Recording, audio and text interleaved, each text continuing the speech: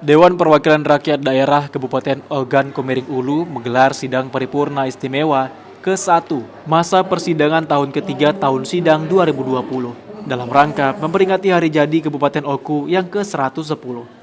Perayaan hari ulang tahun Oku ini dilaksanakan di gedung DPRD Oku dengan mematuhi standar kesehatan COVID-19. Setiap anggota DPRD dan tamu undangan yang memasuki ruang sidang DPRD harus melalui pemeriksaan suhu tubuh, cek kesehatan, dan cuci tangan.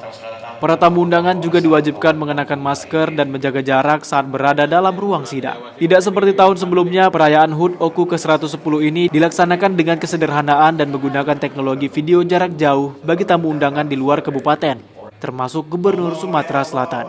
Acara HUT Oku ke-110 ini berlangsung hikmat dan ditandai dengan pemotongan tumpeng sebagai bentuk syukur atas usia kabupaten yang menginjak usia 110 tahun. Harapan kita semua masyarakat Kabupaten Ogan Komering tentunya tetap Oku maju, dan kita semua memaknai artinya yang dibuat oleh pendahulu kita dengan filosofi negeri sebimbing dan sumedang.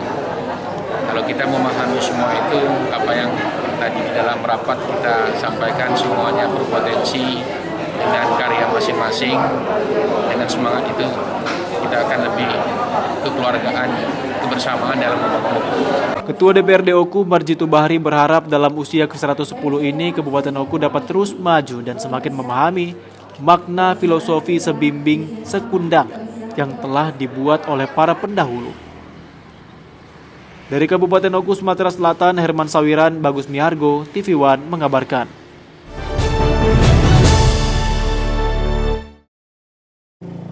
Kuryana Aziz selaku Bupati Ogan Komering Ulu turut menghadiri sidang paripurna istimewa DPRD Oku dalam rangka memperingati hari ulang tahun Oku yang ke-110. Kegiatan ini juga dihadiri oleh mantan Bupati Oku, mantan Sekda Oku, serta para pejabat lainnya yang telah purna tugas.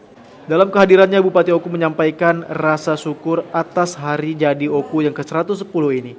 Kuryana mengajak seluruh masyarakat untuk mensyukuri atas apa yang telah dilakukan para pemerintah pendahulu. Kedepannya, Kuryana menyebut akan tetap bersinergi dan berkomitmen untuk meningkatkan apa yang diharapkan masyarakat, terutama untuk kesejahteraan. Untuk mewujudkan hal ini, Kuryana menambahkan harus adanya peningkatan di semua bidang, baik itu BUMN, BUMD, kesenian, dan kebudayaan. Hari ini tepat 110 hari jadi Kabupaten Ogan Komering Ulu. Tentu kita syukuri bersama pemerintah, bersama masyarakat mensyukuri apa yang telah kita perbuat pada tahun-tahun yang lalu, dan insya Allah ke depan kita semua bersinergi, berkomitmen untuk tetap meningkatkan apa yang diharapkan oleh masyarakat, ya berupa pembangunan barangkali, dan mereka bermanfaat kepada kesejahteraan masyarakat dengan segala daya upaya di semua bidang, di semua lini, bukan hanya bidang pendidikan kesehatan saja, tapi di semua bidang. Saya katakan semua bidang itu termasuk bidang budaya, bidang ekonomi, sosial, politik, segalanya kita harus tingkatkan dari tahun-tahun sebelumnya. Usai melaksanakan sidang paripurna istimewa, Bupati Oku mengadakan ramah tamah secara sederhana dengan para tamu undangan, unsur Muspida, serta Forkopimda Oku di pendopo Kabupaten Oku. Dari Kabupaten Oku, Sumatera Selatan, Herman Sawiran, Bagus Mihargo, TV One mengabarkan.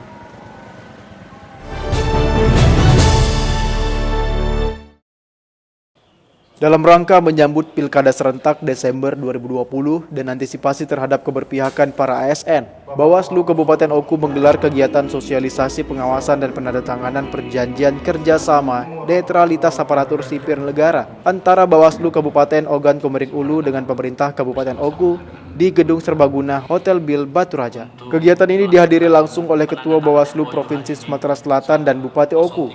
Dalam kegiatan yang diikuti seluruh camat, panwascam, dan perwakilan partai politik ini, Bawaslu mengingatkan agar ASN tetap menjaga netralitas dalam pelaksanaan pilkada mendatang. Ketua Bawaslu Provinsi Sumatera Selatan, Iin Irwanto, mengatakan untuk mengantisipasi keberpihakan ASN dalam kampanye pilkada 2020 mendatang, pihaknya terus melakukan sosialisasi kepada ASN serta panitia pengawasan kecamatan. ASN diperbolehkan untuk hadir dalam kampanye, tetapi ketika kampanye berlangsung, ASN bersikap pasif. Jadi cukup mendengar, tidak melakukan gerak-gerik ataupun perilaku ataupun kode-kode yang dinilai ya itu menunjukkan keberpihakan atau dukungan kepada pasangan calon yang sedang berkampanye. Hal ini sudah kita lakukan hari ini ya, dengan Bupati Oku, dan proses kita sudah berjalan. Ya, kita tinggal melakukan pengawasan terhadap ASN yang ada di Kabupaten Oku, dan kita akan segera menginstruksikan kepada Panwaslu seluruh kecamatan untuk melakukan sosialisasi ini pada masyarakat, peran kita selaku pengawasan. Dari Kabupaten Oku, Sumatera Selatan, Herman Sawiran, Bagus Mihargo, TV One mengabarkan.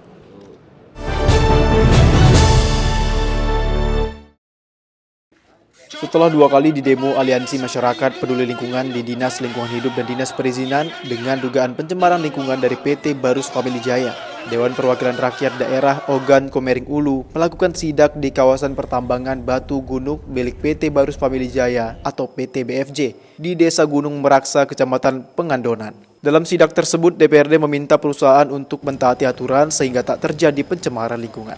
Dalam kesempatan itu, para anggota Dewan yang didampingi DLH Oku bersama pihak perusahaan memantau kondisi galian tanah dan melihat titik mana yang menyebabkan air sungai keruh. Dari hasil sidak yang dilakukan oleh DPRD Oku, lintas fraksi dari Komisi 2 melihat bahwa apa yang dilakukan oleh PT BFJ ini tidak bermasalah dan masih dalam kondisi batas kewajaran. Melihat langsung ke lapangan ini sepertinya tidak ada permasalahan. Mudah-mudahan dapat terselesaikan permasalahan ini dari pihak PT Barus juga, sehingga di kemudian hari tidak lagi ada kendala di lapangan. Melihat juga sampai ke depan bagaimana tuntutan tersebut. Kalau memang bisa ditindaklanjuti, kita tindaklanjuti. Karena kemarin sudah ada dari masyarakat pemerhati, maka kita langsung buat sanksi administrasi paksaan pemerintah. Tapi ini masih dalam proses ya teguran tertulis, tapi bupati yang menandatangani. Jadi ini masih kita buat draftnya. Sekarang masih proses di hukum. Ya kalau memang mereka sudah mentaati peraturannya, tidak ada alasan kita untuk tidak mengizinkan mereka untuk operasional. Dari Kabupaten Oku, Sumatera Selatan, Herman Sawiran, Bagus Mihargo, TV One mengabarkan.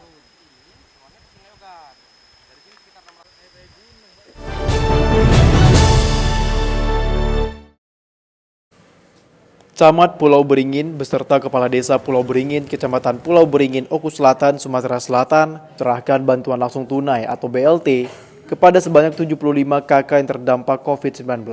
Bantuan sebesar Rp300.000 diserahkan langsung ke rumah warga. Bantuan langsung tunai untuk warga terdampak COVID-19 ini diambil dari dana desa, dipimpin langsung oleh Camat Pulau Beringin beserta Kepala Desa Pulau Beringin Haidi Makmun dan berlangsung tertib. Dan bagi warga yang tidak bisa datang ke tempat pembagian bantuan, maka camat beserta kepala desa mengantarkan langsung bantuan tersebut ke rumah warga penerima bantuan. Seperti salah satu penerima bantuan, Sukardi, yang mengalami penyakit menahun dan tidak bisa hadir ke tempat pembagian BLT.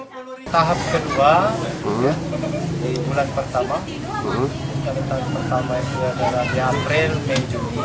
Tahap yang kedua adalah bulan Juli, Agustus dan September sebesar 300. Yang mendapatkan ini? Ini 75 kakak. Dengan jumlah? Dengan jumlah per kakak 300.000. BLT Pak? 300.000. Ini baru yang berapa kali Pak dapat Pak? Kali ini yang 300. Yang 300. Sebelumnya Pak? 200. 600. Berapa kali yang 600? 3 kali. 3 kali. Ini yang 300 1 kali ya? Untuk tahap 2 ini pada bulan Juli 2020 ini, bulan pertama kita membagikan BLT tersebut atau bantuan langsung tunai dana desa itu sebesar Rp300.000 per bulan. Dari Oku Selatan, Sumatera Selatan, Andi Salani, TV One mengabarkan.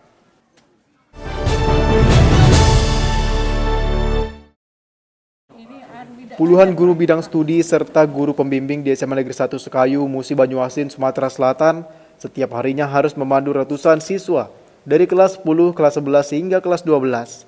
Para guru ini memberi materi pelajaran sesuai dengan jadwal pelajaran dari hari Senin hingga hari Jumat. Sementara itu, para siswa harus mengikuti pelajaran secara daring dari rumah mereka. Bahkan sebagian siswa SMA Negeri 1 Sekayu ini terpaksa harus belajar berkelompok sembari mencari sinyal di rumah teman mereka.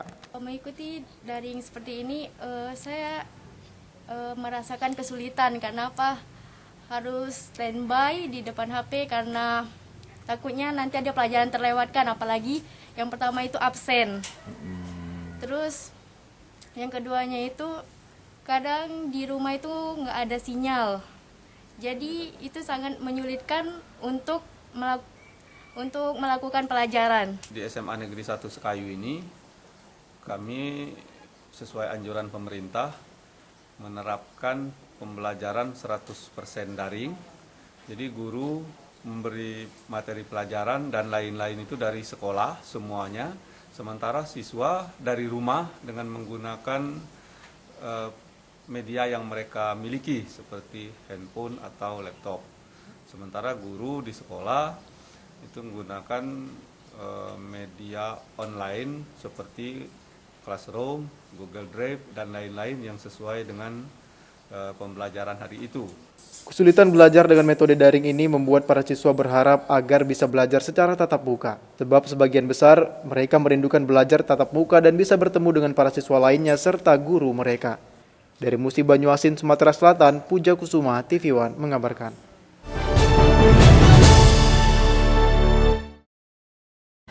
Di tengah pandemi COVID-19, pemerintah Desa Tajam Mulia bagikan dana bantuan langsung tunai yang menggunakan dana desa dari Menteri Desa Transmigrasi dan Desa Tertinggal. Pembagian ini sangat diharapkan warga Desa Tajam Mulia dan dapat membantu sedikit kesulitan warga untuk membeli sembako untuk kebutuhan sehari-hari. Pemerintah Desa Tajam Mulia membagikan dana langsung tunai ini di Gedung Serbaguna agar tidak terjadi kerumunan warga saat pengambilan dana tersebut. Siapa nama kita ya? Dewi Sintawati, RT berapa ya? RT 4. Gimana tanggapan terkait dengan dapat bantuan dana BLT? Ya, alhamdulillah, terima kasih. Buat kebutuhan keluarga untuk beli sembako dan kebutuhan lain-lainnya. Berapa dapat? 600. Penyerahan BLT tunai, BLT dana desa tunai sebanyak 274 KPM di seluruh di Desa Tajam Mulia, dari Dusun 1, Dusun 2, dan juga Dusun 3. Berapa jumlah RT? Jumlah RT dari Santi Jaya, Dusun RT 1, 6. Dusun 2 itu 19 RT. 19 RT. KPM-nya berapa? KPM-nya jumlahnya 274 per orang. Ini penyerahan BLT tahap 3 yaitu 600.000. EM Nurjana, RT 11. Jumlah KPM itu 274 KPM. Pelaksanaan sesuai dengan protokol COVID? Alhamdulillah pelaksanaan sudah disampaikan sesuai dengan protokol COVID, sudah disiapkan untuk sanitizer-nya, untuk cuci tangan, juga masker. Untuk KPM harus diwajibkan memakai masker. 19. Dari Banyuasin, Sumatera Selatan, Slamet Caniago, TV One mengabarkan.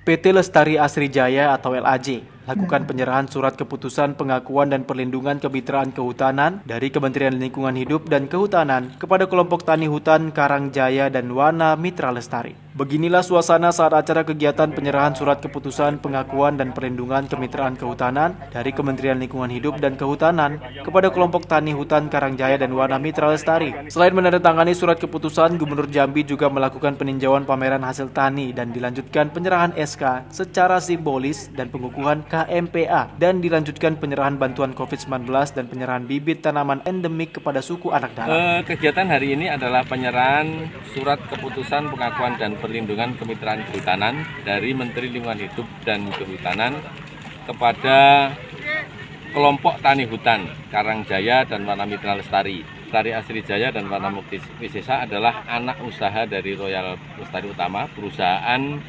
pemegang konsesi hutan tanaman industri dengan jenis tanaman pokok karet, berkomitmen untuk melaksanakan dan mendukung program pemerintah dalam perhutanan sosial melalui kemitraan kehutanan. Penyerahan SK Kulin KK hari ini adalah merupakan wujud daripada komitmen perusahaan di dalam pemberdayaan masyarakat.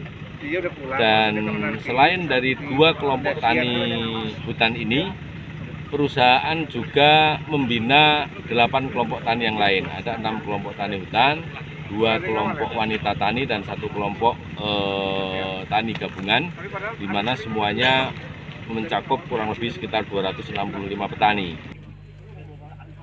Dari Kabupaten Tebo, Jambi, Arizal Antoni, Ilyas Gunawan, TV One mengabarkan.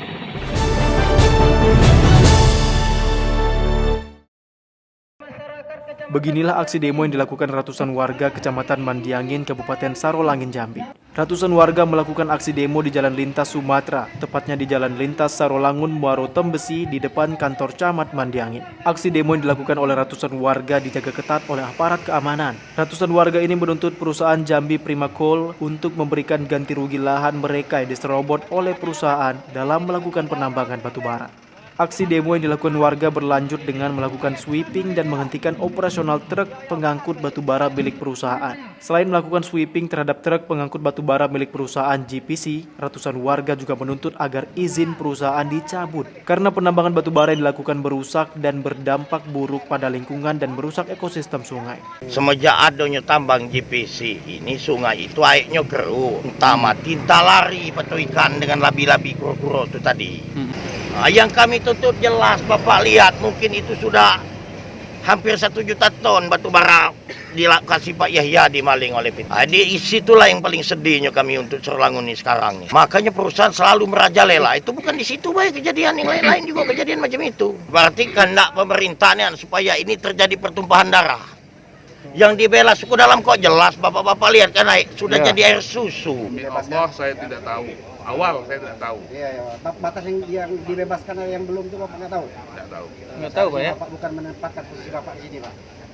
Makanya saya bilang, kalau Bapak mau cek, ya saya antar ke sana. Pihak perusahaan pun menolak dan membantah disebut menyerobot lahan warga dan disebut mencemari lingkungan karena perusahaan memiliki sedimen untuk pengendapan lumpur. Dari Kabupaten Sarolangun, Jambi, Arizal Antoni, Egoni Salihin, TV One mengabarkan.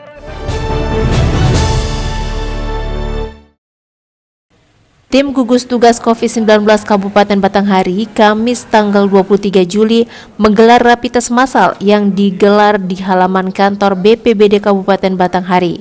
Kegiatan ini dilakukan untuk memutus rantai penyebaran kasus corona di Kabupaten Batanghari yang terus bertambah. Sedikitnya ada 350 alat rapid test telah disiapkan oleh gugus tugas Kabupaten Batanghari. Alat tersebut merupakan bantuan dari Dinas Kesehatan dan gugus tugas Provinsi Jambi. Juru bicara gugus tugas COVID-19 Kabupaten Batanghari menegaskan bahwa sasaran target kegiatan ini untuk mencari orang yang kontak erat dengan pasien positif COVID-19 yang ditemukan beberapa waktu lalu. Kegiatan kita hari ini adalah rapid test massal dengan dukungan dari gugus tugas provinsi dan Dinas Kesehatan Provinsi Jambi.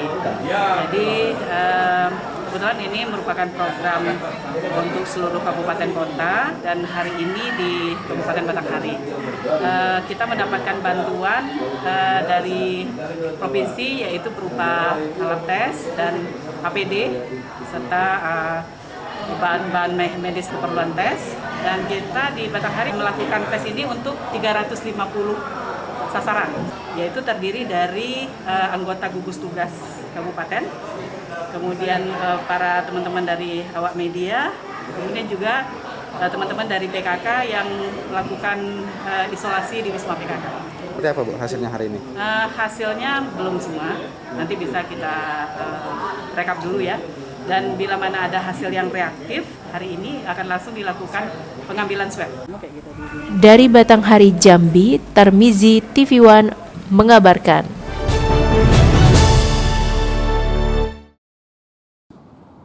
Sejak pagi konvoi polisi bersepeda motor tengah bersiap mengantarkan ratusan paket sembako yang sengaja disiapkan dari Batalion Baradaksa Akademi Kepolisian 1991 di Mapores Batam, Kepulauan Riau. Warga yang didominasi lansia dan anak yatim piatu mendapat kesempatan menerima paket sembako di masa pandemi corona yang berkepanjangan. Pembagian paket sembako ini dilakukan secara bersama para lulusan Akpol 91, antara lain Brigjen Pol Joko Rudi dari Lemhanas Polri, Kolonel Prasetyo, Irwasda Polda Kepri, Kombes Pol Musa Manaik M. Tampu Bolon, dan Kombes Pol Hero Baktiar. Merupakan bentuk dan wujud perhatian Polri peduli kepada masyarakat dengan kegiatan bakti sosial yang diberikan kepada masyarakat dengan sasaran masyarakat yang terdampak COVID-19.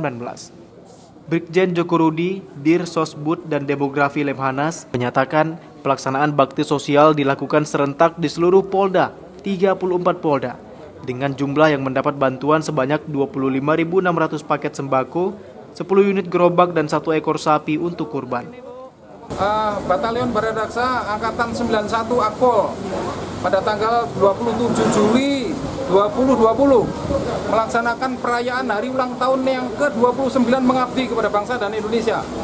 Ya, ini sebagai wujud syukur kita melaksanakan pengabdian yang selama ini kita laksanakan dari Sabang sampai Merauke. Acara ini serentak di seluruh Indonesia, di seluruh Polda sampai dengan Polres dan Polsek. Selain pembagian sembako di Polresta Barelang, pembagian paket sembako dilakukan pengantaran door to door kepada warga di Batam. Dari Batam, Kepulauan Riau, Alboin, TV One mengabarkan.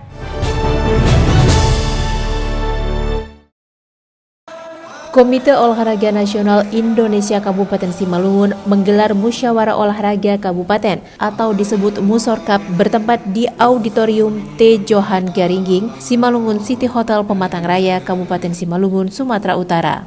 Kegiatan yang digelar sejak Rabu pagi kemarin dilaksanakan dengan pengawasan ketat petugas medis, pembatasan jarak, dan penggunaan masker sesuai anjuran protokol kesehatan guna mencegah penyebaran virus corona. Acara tersebut dihadiri oleh pengurus KONI Sumatera Utara, Wakil Ketua Sakirudin, Ketua KONI periode 2016-2020 Bambang Kencono Wahono, Ketua DPRD Kabupaten Simalungun, dan sejumlah anggota DPRD Simalungun. Dalam Muskorcap kali ini, Sai Horasman Saragi terpilih sebagai Ketua KONI Kabupaten Simalungun periode 2020 sampai 2024 secara aklamasi dan mengantongi seluruh dukungan suara dari Pengcap yang hadir dalam Muskorcap kali ini.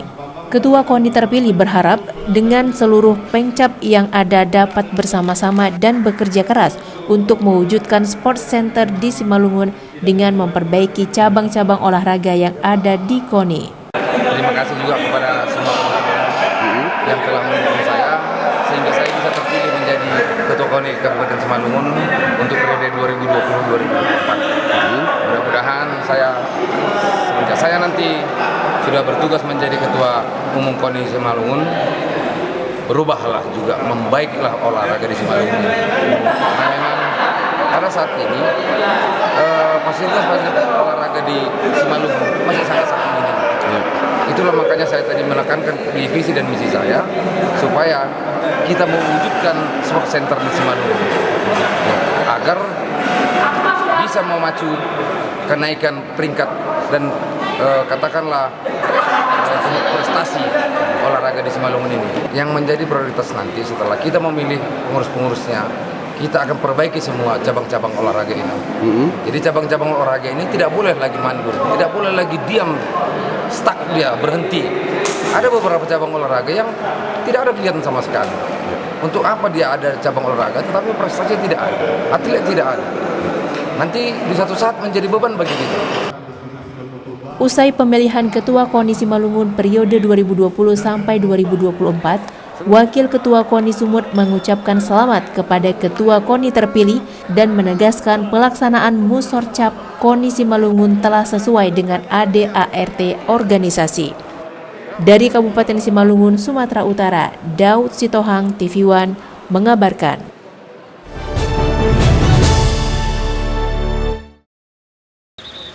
Kepolisian Resort Tapanuli Selatan, Sumatera Utara bersama pemerintah daerah Tapanuli Selatan gelar simulasi pengamanan rangkaian Pilkada Serentak 2020 di Kabupaten Tapanuli Selatan. Simulasi bertempat di lapangan bola Sarasi, Kecamatan Angkola, Muara Tais, Kabupaten Tapanuli Selatan, Sumatera Utara.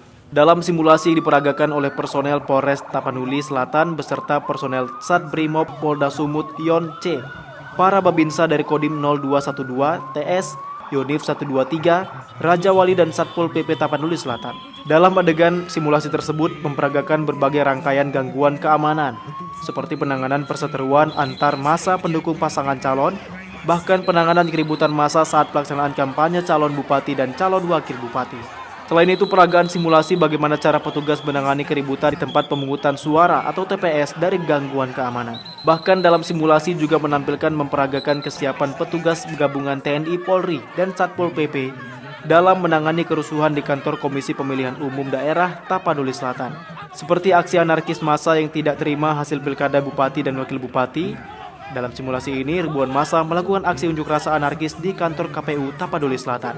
Dalam simulasi ini terlihat petugas Brimob Polda Sumut Yon C melakukan aksi penyelamatan terhadap Ketua KPUD dari serangan massa di kantor KPUD Tapanuli Selatan.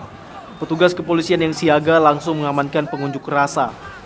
Para pengunjuk rasa yang tidak terima melakukan aksi demo di kantor Komisi Pemilihan Umum Tapanuli Selatan menuntut pelaksanaan pilkada ulang. Massa yang semakin anarkis terpaksa dibubarkan paksa petugas gabungan Polres Tapanuli Selatan dan Satbrimob Polda Sumut Yon C dengan cara memukul mundur massa dengan menggunakan water cannon dan gas air mata. Kapolres Tapanuli Selatan Ajun Komisaris Besar Polisi Roman Semaradana LH mengatakan kegiatan ini merupakan simulasi pengamanan rangkaian Pilkada Serentak 2020 di Tapanuli Selatan. Dalam kegiatan simulasi ini melibatkan sebanyak 600 personel gabungan dari personel Polres Tapanuli Selatan, personel Satbrimob Polda Sumut Yon C, para Babinsa dari Kodim 0212 TS, Yonif 123 Raja Wali, dan Satpol PP Tapanuli Selatan. Untuk kegiatan dalam simulasi pengamanan Pilkada Tapanuli Selatan tahun 2020 ini kita melibatkan sekira 600 personil. Kemudian untuk adegannya ini dimulai daripada pengamanan atau pengawalan unjuk rasa yang dilaksanakan oleh warga masyarakat yang tidak terima atau tidak mau mengakui kekalahan atas paslon yang sudah menang dalam pilkada bupati tersebut. Identifikasi kita di lapangan Pak, terus ada kekacauan, kerusuhan seperti apa kira-kira yang ada Pak yang membuat pilkada ini penting? Untuk identifikasi permasalahan, alhamdulillah untuk sampai saat sekarang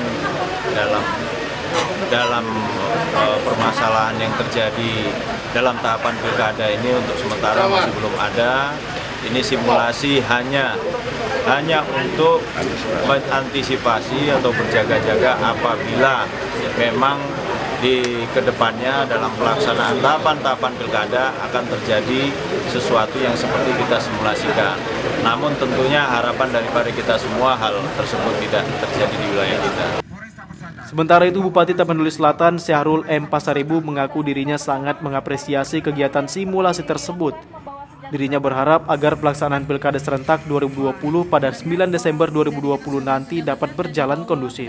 Sangat baik menurut saya kesiapan, sangat ready mengantisipasi berbagai kemungkinan terjadinya sesuatu di di tahapan-tahapan berikutnya. Tadi juga kita lihat utamanya nanti misalnya masa kampanye dengan hari tanggal 9 Desember. Ya, jadi saya berterima kasih sejak ini kita antisipasi berbagai kemungkinan. Kalaupun eskalasi sampai hari ini Pak Kapolri juga nyatakan tadi relatif masih baguslah terkendali, mantap. Tentu kita berharap semua nanti semua tahapan ini sampai nanti tanggal 9 Desember dan juga masih ada ikutan itu biasanya setelah tanggal 9 penghitungan suara sampai tingkat KPUD. Kita berharap lancar. Tadi dalam pidato saya bagaimana pilkada ini Bapak Presiden sering sampaikan kalau ada agenda politik kita menyalurkan hak suara kita dengan bergembira. Itulah saya kira. Pengalaman Bapak 2 periode Pak memimpin Tapanuli Selatan, kira-kira potensi di mana kira-kira untuk kericuan dalam pilkada? Pengalaman saya di tempat ini juga, ya Mei 2010 saya kampanye akbar di sini. Desember 2015 saya kampanye akbar. Relatif baik-baik saja. Paling ada yang pulang itu yang di pojok kadang nggak bisa masuk, ya sorak-sorak sedikit, sorak gembira aja. Tentu suasana itu terus kita harapkanlah. Ada dalihan Natolu di sini. Coklit sudah dilakukan kemarin. Saya ada, Pak Kapolres ada, Pak Dandim, Pak Kajari. Saya lihat sudah berlangsung baik. Tentu masih ada tahapan-tahapan berikutnya. Dan kita harap suasana yang sejuk, tenang ini terus berjalan. Bupati Tapanuli Selatan Syahrul M. Pasaribu juga menghimbau di tengah pandemi COVID-19, diharapkan pihak penyelenggara Komisi Pemilihan Umum Daerah Tapanuli Selatan mengikuti protokol kesehatan dalam setiap kegiatan tahapan Pilkada Serentak 2020. Dari Tapanuli Selatan, Sumatera Utara, Dedi Herianto, TV One mengabarkan. TNI yang hari ini juga Dalam rangka perayaan Hari Raya Idul Adha 1441 Hijriah, DPD Angkatan Muda Pembaharuan Indonesia atau AMPI Sumut menyembelih 8 ekor hewan kurban di halaman kantor DPD AMPI, Jalan Palang Merah, Medan. Penyembelihan hewan kurban disaksikan Ketua Dewan Pimpinan Daerah AMPI Sumut, David Luterlubi, serta dihadiri seluruh panitia, kader AMPI, dan masyarakat yang tampak antusias bahu-membahu melakukan penyembelihan. Penyembelihan hewan kurban dilaksanakan oleh panitia DPD AMPI Sumut sebagai bentuk kepatuhan terhadap perintah agama dan diharapkan bisa bermanfaat langsung bagi masyarakat lapisan bawah, terutama kepada kaum tidak mampu yang terdampak pandemi COVID-19 khususnya di Kota Medan. Panitia menyembelih sebanyak 8 hewan kurban yang terdiri dari 6 ekor sapi, 2 ekor kambing dengan bobot yang cukup fantastik. Berbagi untuk masyarakat di Sumatera Utara khususnya di Kota Medan, terutama di masa pandemi COVID-19 ini kita tahu banyak masyarakat lapisan bawah khususnya semakin banyak yang semakin susah, semakin menderita, dan semoga kurban yang dilakukan AMPI Sumut ini dapat bermanfaat. Dan alhamdulillah tahun ini kita ada peningkatan, ada 8 ekor, 6 ekor sapi, 2 ekor lembu, 2 ekor kambing. Nah, jadi untuk pembagiannya kita untuk masyarakat sekitarnya dan untuk keluarga besar DPD AMPI Sumut. Adapun jumlah daging kurban yang dibagikan panitia kepada masyarakat dan kader AMPI sebanyak 650 kupon, DPD AMPI Sumut bertekad akan menambah jumlah hewan kurban pada tahun depan. Dari Medan, Zulfahmi, TV One mengabarkan.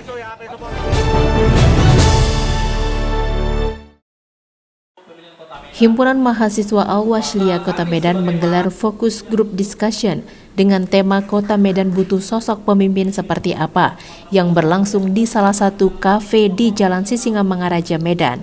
Pada fokus group discussion, Himma Kota Medan menginginkan Pilkada Kota Medan mendatang adanya lahir pemimpin yang energik, muda, dan bisa berkolaborasi dengan semua kalangan termasuk mahasiswa. Salah satu narasumber tokoh pemuda Sumatera Utara, Sugiat Santoso, mengatakan saat ini Kota Medan butuh pemimpin yang benar-benar bersih karena selama 3 periode Wali Kota Medan sebelumnya selalu tersandung dengan kasus hukum sehingga pembangunan di Kota Medan menjadi stagnan. Terkait Pilkada Kota Medan 2020 dan sosok pemimpin seperti apa yang dibutuhkan oleh Kota Medan. Jadi kita sudah eksplor, sudah kita lakukan diskusi bahwa ada beberapa program pembangunan atau isu-isu pembangunan yang selama 3 periode pilkada itu menjadi stagnan karena kita punya problem khusus, yaitu produk pilkada kita selalu bermasalah secara hukum sehingga tidak bisa fokus menuntaskan agenda-agenda pembangunan. Ke depan, pertama kita membutuhkan sosok pemimpin, wali kota dan wakil wali kota yang tidak terjebak lagi dalam persoalan-persoalan hukum. Harapan kita dari Himma Kota Medan dilaksanakannya acara ini, di mana Kota Medan butuh sosok pemimpin yang seperti apa, kan begitu. Jadi kita mengharapkan dari diskusi ini, lahirlah pemikir-pemikir yang bagaimana kita mengetahui sebenarnya mahasiswa, sebenarnya sosok seperti apa, kan begitu. Ada tadi 4 narasumber yang kita undang untuk di acara ini agar mahasiswa dan masyarakat Kota Medan mengetahui sebenarnya sosok seperti apa, kan begitu. Kalau dari kami sebenarnya mengharapkan itu memang yang mampu Dari Medan, Sumatera Utara, Fahmi, TV One mengabarkan.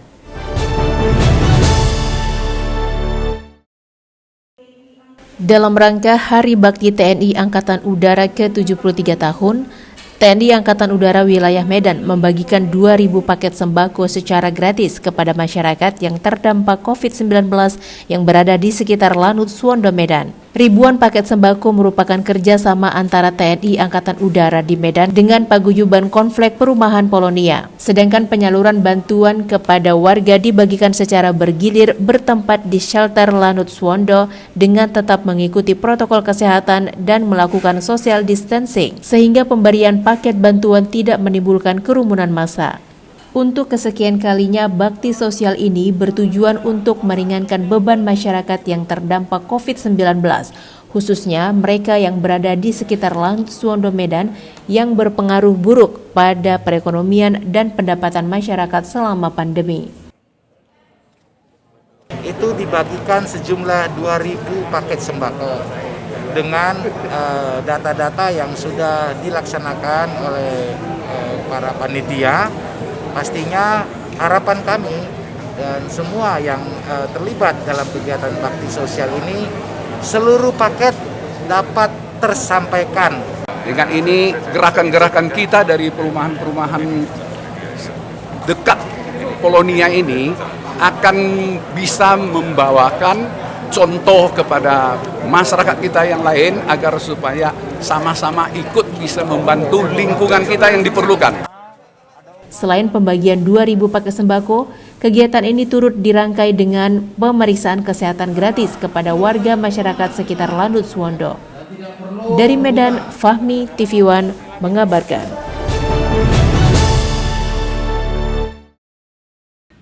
Memasuki H-1 Idul Adha 1441 Hijriah, Dinas Pertanian dan Peternakan Tapanuli Selatan, Sumatera Utara lakukan pemeriksaan hewan kurban. Ratusan ekor sapi kurban di Kecamatan Sipirok, Tapanuli Selatan. Pemeriksaan tersebut dilakukan untuk menjamin kesehatan hewan kurban dari berbagai penyakit saat Hari Raya Idul Adha 1441 Hijriah nanti. Pemeriksaan hewan kurban dilakukan oleh Kepala Dinas Pertanian Tapanuli Selatan, Bismar Maratua, bersama dokter hewan dan petugas lainnya dengan cara langsung turun ke lokasi. Proses pemeriksaan dilakukan dengan cara mendatangi sejumlah para peternak sapi di Tapanuli Selatan. Pemeriksaan ini dilakukan dalam rangka menjelang Hari Raya Idul Adha 1441 Hijriah. Satu persatu hewan kurban yang dijual oleh pedagang ini diperiksa, mulai dari kondisi tubuh, gigi, hingga perilaku hewan serta umur hewan tersebut. Selama melakukan pemeriksaan, petugas tidak ada menemukan penyakit ataupun cacat pada hewan kurban tersebut, dan semuanya layak untuk disembelih pada Hari Raya Idul Adha nanti. Setiap hewan kurban yang sudah diperiksa diberi tanda dengan memasangkan kalung berlogo Kabupaten Tapanuli Selatan kepada sejumlah hewan kurban yang telah dilakukan pengecekan kesehatan. Alhamdulillah semua titik lokasi 15 kecamatan pemeriksaan kesehatan sudah kita lakukan. Mudah-mudahan sampai saat ini seluruh ternak yang untuk dijadikan kurban aman dan untuk dilaksanakan dan aman dikonsumsi. Alhamdulillah setelah diperiksa oleh tim kesehatan kita, kesehatan hewan kita, seluruh titik mudah-mudahan satu pun tidak ada ternak yang memang tidak layak untuk dilaksanakan untuk dikurban. Ya, kita himbau masyarakat supaya melaksanakan kurban ini sesuai dengan protokol COVID lah. Dari Tapanuli Selatan, Sumatera Utara, Dedi Herianto, TV One mengabarkan. Kegiatan ini dilaksanakan di lokasi perusahaan di Desa Sei Nagalawan, Kecamatan Pantai Cermin, Serdang Bedagai, Sumatera Utara, dimulai tanggal 29 sampai 30 Juli kemarin. Dimulai tanggal 29 sampai 30 Juli yang lalu. Sukirman yang juga Ketua Gugus Tugas Penanganan COVID-19 Kabupaten Serdang Bedagai menyampaikan apresiasi terhadap PT Aqua Farm Nusantara yang secara mandiri menyediakan alat rapid test dan bekerja sama dengan Dinas Kesehatan sebagai pelaksana kegiatan. PT Aqua Farm Nusantara telah menjalankan protokol kesehatan untuk memutus mata rantai penyebaran COVID-19. Menurut Bupati Sergai, penyebaran COVID-19 di Kabupaten Serdang Bedagai semakin mengkhawatirkan dengan terus bertambahnya warga terkonfirmasi positif. Ditambah lagi, beberapa di antaranya adalah karyawan perusahaan ini. Kemudian kita mendapatkan temuan bahwa pada perusahaan ini ada yang terpapar suspek reaktif. Karena perusahaan ini banyak tenaga kerjanya, sampai 2.000 orang lebih, maka kita melakukan langkah-langkah kerjasama mengantisipasi sedini mungkin sesuai dengan protap ataupun surat Kementerian Kesehatan Republik Indonesia. Antara lain adalah cepat melakukan rapid test itu untuk melihat jika ada yang reaktif agar segera dilakukan penanganan sehingga dia tidak menjadi klaster baru. Itu sebetulnya yang kita lakukan sekarang. Dari Serdang Bedagai, Sumatera Utara, Ahmad Syukri, TV One, mengabarkan.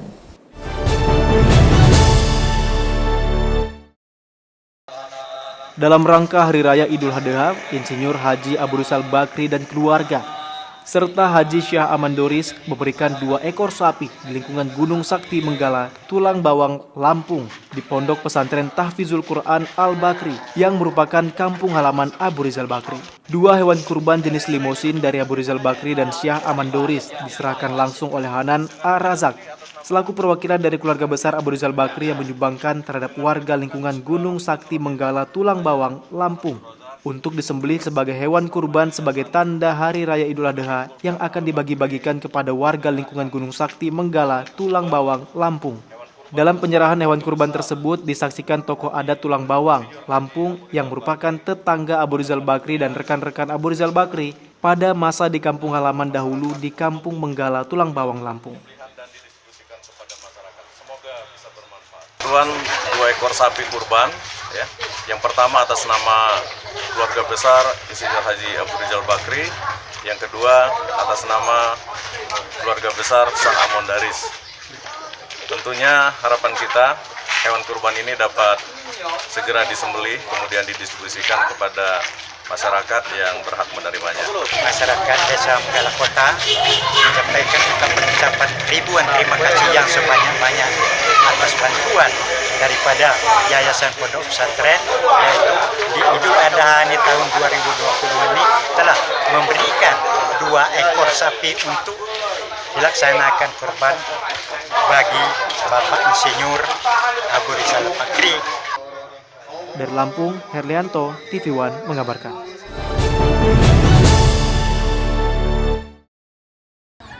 Berbagai acara dilakukan warga merayakan Hari Raya Idul Adha 1441 Hijriah. Seperti halnya warga Desa Pargarutan Julu, Kecamatan Angkola Timur, Tapanuli Selatan, Sumatera Utara, untuk menjaga dan melestarikan adat dan budaya kearifan lokal atau local wisdom, ribuan warga makan daging kurban bersama-sama. Hal tersebut untuk melestarikan adat dan budaya yang sudah ada sejak 350 tahun lalu. Beginilah suasana kearifan lokal atau local wisdom di Desa Pargarutan Julu, Kecamatan Angkola Timur, Tapanuli Selatan, Sumatera Utara. Setelah selesai memotong hewan kurban, ribuan warga satu desa akan memasak bersama-sama daging kurban tersebut. Uniknya daging kurban yang sudah dimasak akan dimakan bersama-sama warga satu kampung, tepat di depan Masjid Raya Al-Abror di Desa Pargarutan Julu. Sejumlah naposo Nauli Bulung atau para remaja putra dan putri desa setempat menjadi pelayan menghidangkan daging kurban kepada orang tua mereka dan tokoh masyarakat setempat. Tercatat sebanyak 1.800 warga desa Pargarutan Julu merayakan Hari Raya Idul Adha 1441 Hijriah tahun ini dengan makan daging kurban bersama. Untuk tahun ini sebanyak 5 ekor sapi dan 5 ekor kambing kurban dimakan bersama oleh warga satu desa. Menurut Bupati Tapanuli Selatan Syahrul M. Pasaribu, local wisdom atau kearifan lokal ini sudah merupakan tradisi warga secara turun-menurun sejak 350 tahun lalu. Setiap Hari Raya Idul Adha, warga satu kampung kumpul bersama dengan para perantau yang baru pulang kampung. Mereka akan makan daging kurban secara bersama-sama. Di Pargarutan Julu, ini sudah sebuah wisdom, kearifan local wisdom. Maka sesungguhnya kalau tidak ada corona, yang pulang kampung Mertabe, Marsipaturi Hutan banyak. Saya pun berkurban dengan doli di sini hari ini. Artinya apa? Ini kan memupuk kebersamaan. Kita lihat bagaimana ini kompaknya masyarakat ini. Sekaligus juga dalam rangka Idul Adha ini untuk iktibar dan sekaligus bersyukur. Setahun dari 1 tahun Idul Adha ke Idul Adha berikutnya, masyarakat di sini bisa berkumpul kembali, dan tentu ini juga menjadi sebuah kekayaan budaya yang telah ratusan tahun ada di Pargarutan Julu. Jadi kita sambut dengan baik.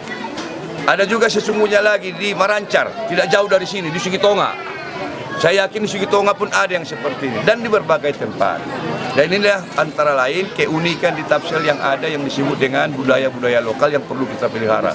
Ini adalah perspektif dari pendekatan agama. Ada juga tempat lain akhir tahun, tapi ini setiap Idul Adha atau Idul Kurban.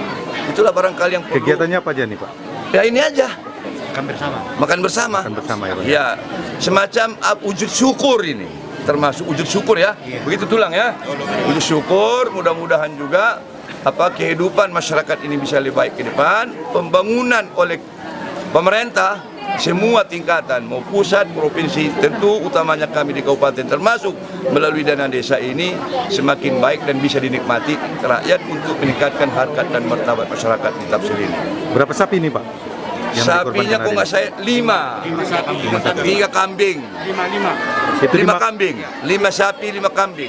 Itu dimakan bersama ya Pak ya? Tidaklah semua pula, yang berhak dikirim dulu kan ada yang bagian macam kami kan biasanya kalau kita berkurban kan ada yang kita tenteng itu bagian kita, ada bagian ni nomor kurban.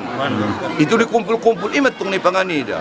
Ada hukum Islamnya itu ada yang berhak itu disalurkan dulu baru yang si pemilik yang berkurban itu dimakan bersama. Bayangkanlah itu kalau 5 bagian daripada lembu dan juga 5 bagian dari kambing. Saya satu kampung ini 2 kali makan pun sesungguhnya udah bisa, tapi enggak, mereka hanya sekali makan saja.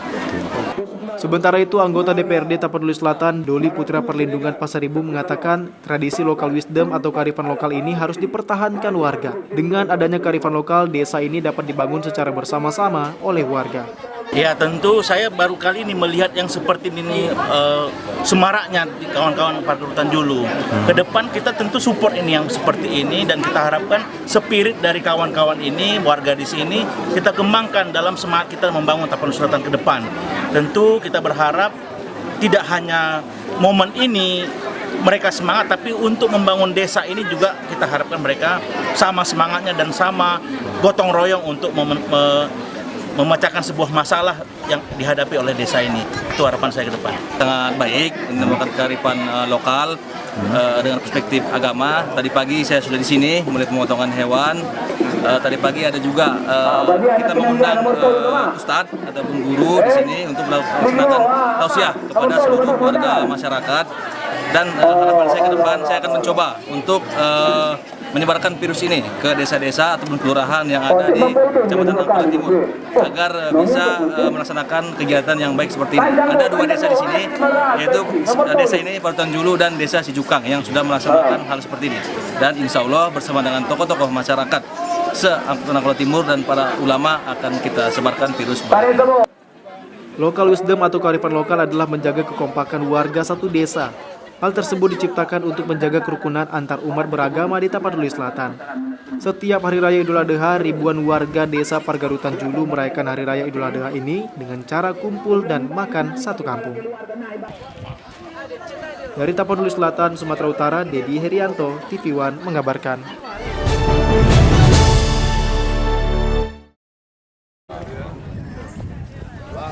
Bacalon. Bakal calon Bupati Batanghari Muhammad Fadlil Arif pada Minggu tanggal 2 Agustus lalu belusukan ke sawah. Belusukan tersebut sekaligus menghadiri undangan warga dalam hajatan sedekah bubur atau dikenal dengan sedekah bumi yang dilaksanakan di Desa Pasar Terusan, Kabupaten Batanghari, Jambi. Untuk mendapatkan simpati masyarakat, MFA bakal calon Bupati Batanghari periode 2021-2025 langsung turun ke sawah. Kedatangan bakal calon orang nomor 1 di Batanghari tersebut disambut hangat ratusan warga.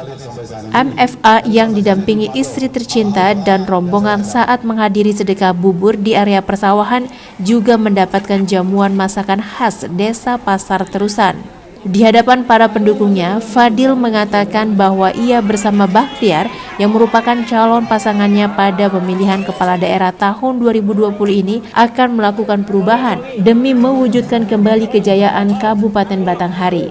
Silaturahmi masyarakat di Desa Pasar Terusan terbiasa yang menyebut dirinya dengan kegiatan sedekah bubur ya. Kalau di tempat lain mungkin namanya sedekah bumi. Sedekah ini diniatkan bagaimana memohon kepada Allah agar sawah di tahun ini hasilnya memuaskan dan sesuai dengan harapan masyarakat. Karena di tahun kemarin sempat usuh ya, gagal panen. Ya, mudah-mudahan tahun ini bisa berhasil. Survei dan juga implikasi di lapangan, bagaimana ke depan Batanghari mempunyai pemimpin yang visioner, yang peduli dan ingat dengan masalah rakyatnya. Karena di sini potensinya kan sawah. Sawah adalah 400 hektar lebih sawah di sini. Dan nanti apabila hasilnya optimal, ini akan membuat masyarakat di Desa Pasar Tusan ini menjadi sangat-sangat sejahtera. Dari Batanghari Jambi, Tarmizi TV One mengabarkan.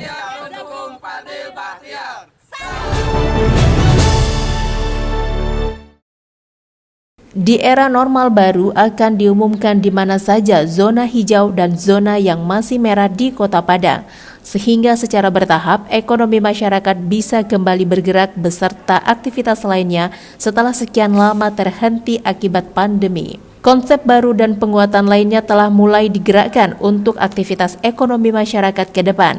Menurut Wali Kota Padang Mahyaldi Ansyarullah, melewati masa transisi dan telah berakhirnya PSBB Jilid 3 pada 7 Juni lalu, pihaknya telah mempersiapkan peraturan wali kota atau perwako terkait. Setidaknya ada 7 sektor yang didiskusikan dengan stakeholder, akademisi, dan pihak terkait lainnya. Perwako pola hidup baru ya di Kota Padang.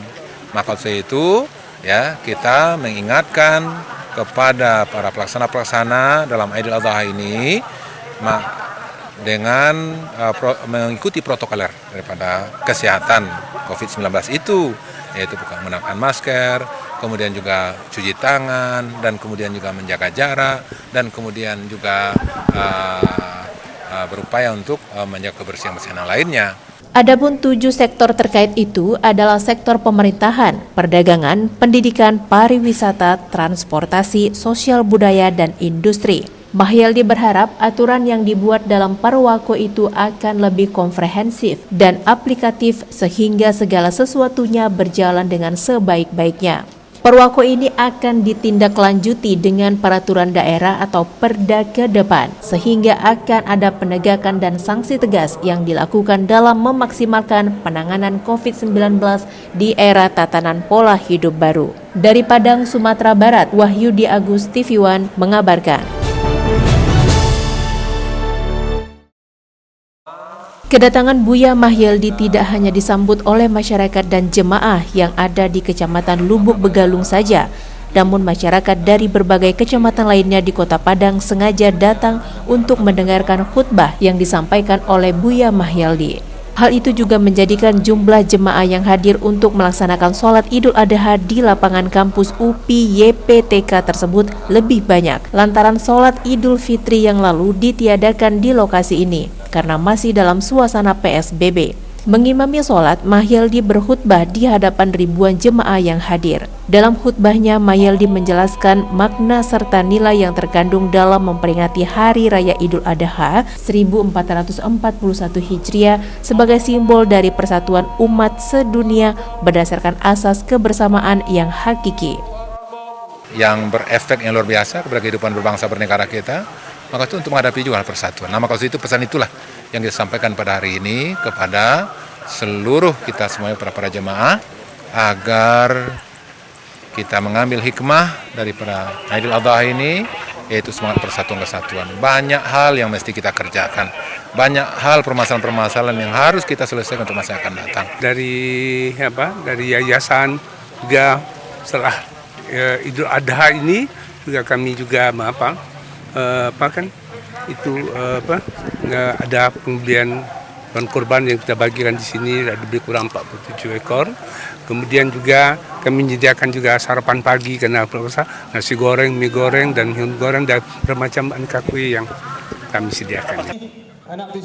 Dari Padang, Sumatera Barat, Wahyudi Agus TV One mengabarkan.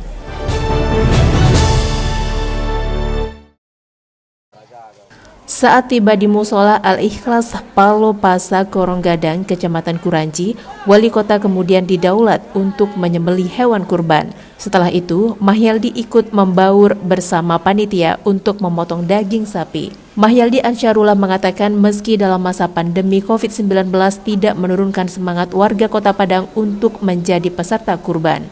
Tahun lalu, jumlah hewan kurban yang disembelih di musola ini sebanyak 6 ekor. Sekarang menjadi 8 ekor sapi dan hewan-hewannya pun cukup besar. Kemudian ditambah 2 ekor kambing. Hal ini membuktikan bahwa pandemi COVID-19 yang tengah mewabah saat ini tidak mengurangi semangat dari warga Kota Padang untuk berkurban. Alhamdulillah, kita melihat di Kota Padang secara umum ya, bahwasanya semangat berkorban, semangat saling membantu, semangat kepedulian itu luar biasa. Nah itu terbukti, ini Masjid Ikhlas ya. Musala Ikhlas ini ada 8 ekor menyembelih dan hewannya sapinya besar-besar lagi. Dan kemudian meningkat dibandingkan dengan tahun yang lalu. Kalau tahun kemarin ada 6 ekor sapi, sekarang 8 ekor sapi. Tambah 2 ekor kambing dari Dompet 2 Pasenggalang. Artinya apa? Tidak mempengaruhi COVID-19 ini. Semangat berkorban masyarakat Palu Pasar Kolangadang, juga ada 2 ekor sapi dari ASN Tungku Padang, 1 ekor sapi dari PDAM Padang. Ini peningkatan yang terjadi di masyarakat kita sini. Dari Padang, Sumatera Barat, Wahyudi Agus, TV One mengabarkan.